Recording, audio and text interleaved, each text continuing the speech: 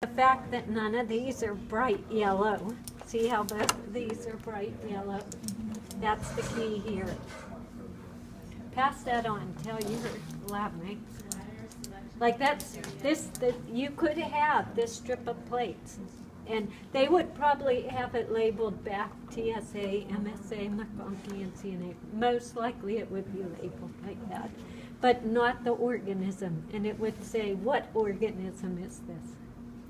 So you have to know from ML10 what's a unique feature of Staph aureus. It turns MSA yellow. What's a unique feature of M. luteus? It's bright yellow in color.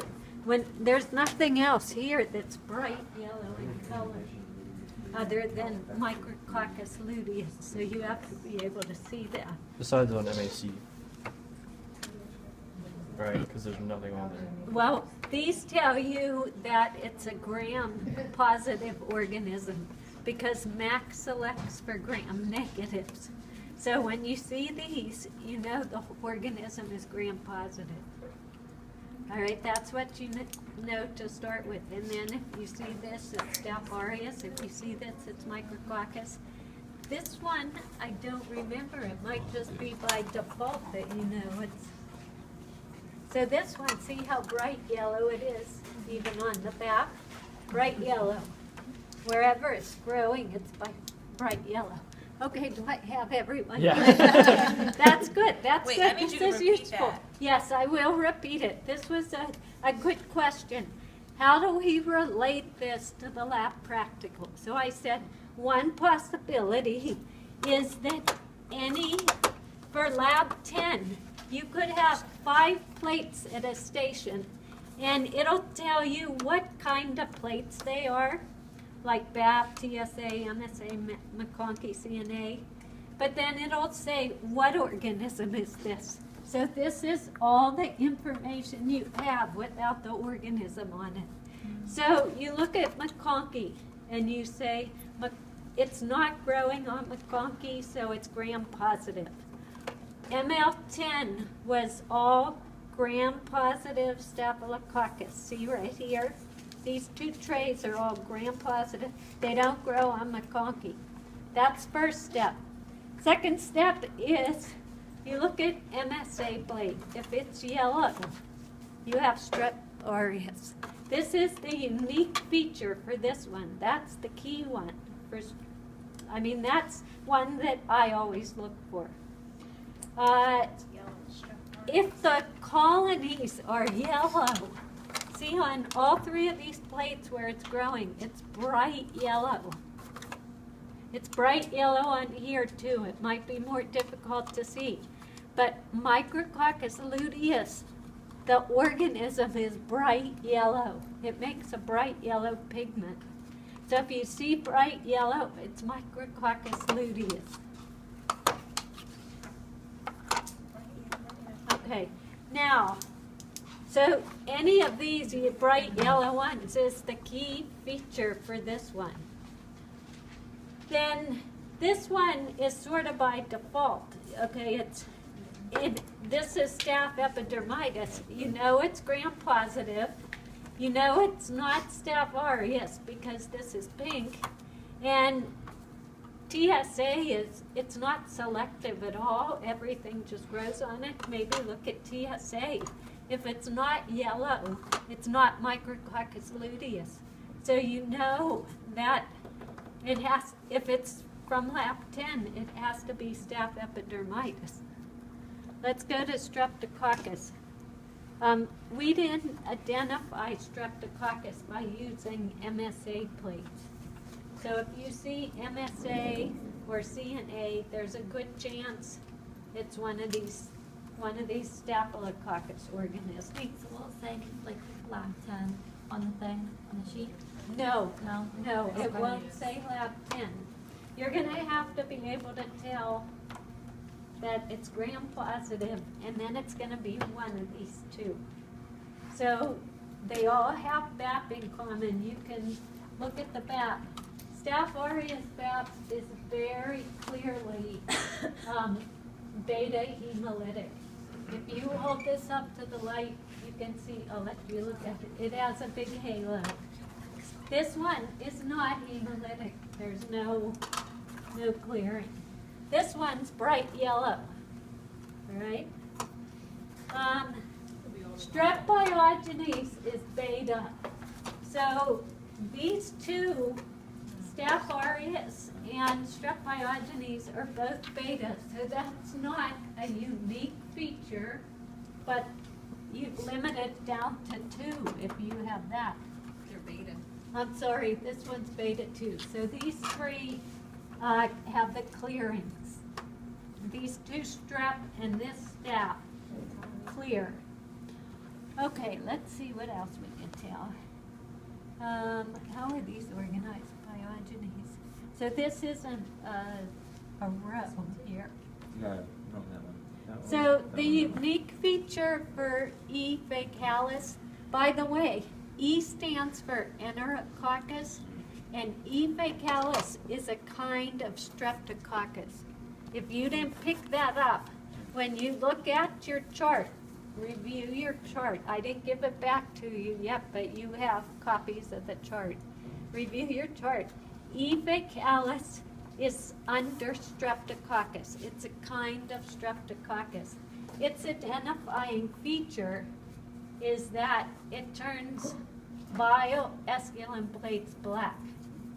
If you don't remember what this plate looks like without E. faecalis, go look over here. This side has E. faecalis, this doesn't. Okay, so there's a unique feature for this one. Pneumonia. Look at them. Try to remember what they look like as far as, hemolysis. This one has very mucoid colonies. It looks like mucus almost. I think that was on your lap. None of the other ones look like this as far as strep. And pass it around. It's greenish.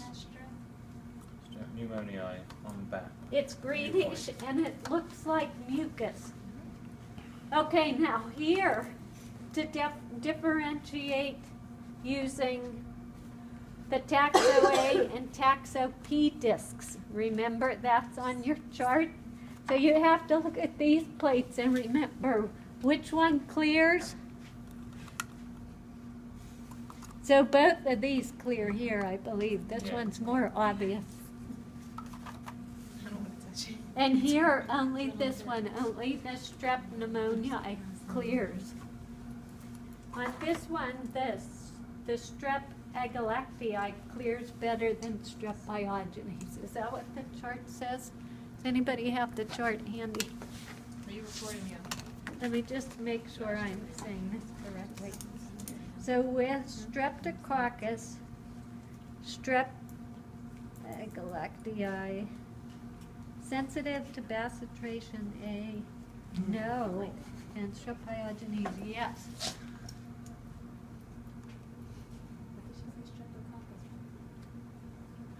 Okay. Okay, so we have to look at this plate clearly because what's happening here. Hang on a second. Both of these organisms lyse the red blood cells. Look at this plate. I haven't really pointed this out too carefully. Both of these organisms lyse the red blood cells, which is why they're under beta here, strep pyogenes. And this one, the agalactiae, is not as sensitive to the bacitration A as the pyogenes. Boy, that one is not obvious to me. So it's not going to be obvious to us. I'll get back to you. We're going to talk about this plate again on Thursday because I'm confused by this plate. You need Tuesday. Today is Tuesday. Sorry, Tuesday. Yes. Will this still This be out one. Tuesday? Yes. This one, it's clear that pneumoniae is sensitive to the disc more than viridians. Remember that S viridians and S mutants are the same. They're interchangeable. We use S mutants. That should be on the chart that I gave you. How's Okay, that clear so- to you? How's this Oh, clear? okay, I didn't see it. There's You can tape. see a clearing around the disc. This one's clear. There's a clearing here, but not here. This one's not clear. I have to review this one. That was gonna help. Okay, so that's where you are so far. Then with MF12, you have these tubes to go with it. So this is a unique characteristic. Femur rabilis makes urease turn pink. None of the other ones are bright pink. Here's the other ureases, yellow. Another unique characteristic, both of these are yellow.